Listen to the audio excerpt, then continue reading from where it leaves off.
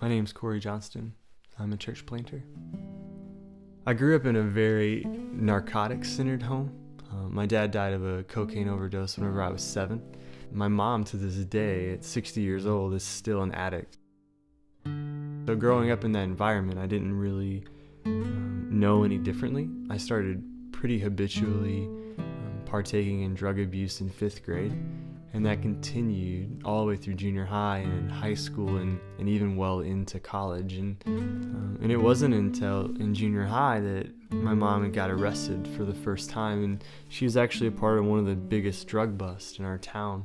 But while that does sound like a really hard time, as it was really actually a really beautiful time, in that I got to move in with my grandparents, and for the first time ever I got to experience a kind of quote unquote normal family. And so I can actually remember one night laying in bed and having my grandpa just kind of tuck me in as he usually did, and I asked him a question about Jesus, and then he went on to share the gospel with me as best as a 70-year-old man could with a 12-year-old kid.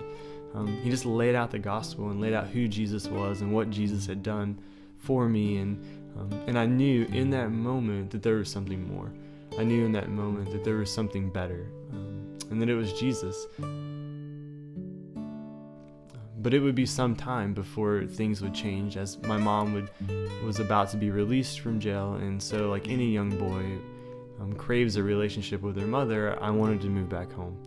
And so whenever I moved home, it was the same old routine, just right back to just partaking in drugs and hanging out with the wrong crowds and not having a curfew. And as she slowly went down the wrong path, I too followed my role model down the wrong path. And that lifestyle stuck with me for multiple years.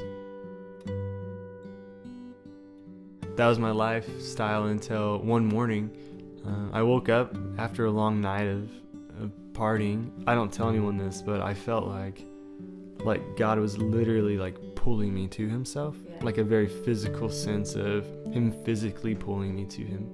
But I knew in that moment that Jesus was better, and I knew in that moment that I had to chase that down. I had to follow this passion and this desire that he had given me, no matter what it cost. And so over the next 8 months, I went through a really hard transition where I had to try and stop partying and stop just partaking in some of the activities that I was used to. I lost all of my friends, all of my best friends stopped coming around because I wanted to be a Christian.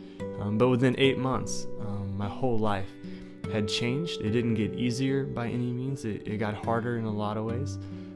But as I began to read the Bible and pray and really seek out God's character and really seek out who he was as a father to me, which is something I had never had outside of my grandparents, I just kept hearing, Jesus is better. And within 8 months, I was enrolled in seminary, in grad school, and I had a job. So now looking back, I know there was nothing I brought to the table, but it was simply God in his mercy and love and grace. He chose to take a college burnout and turn him into a church planter so that I don't get any of the glory. I just get to experience all the joy, and he gets all of the glory.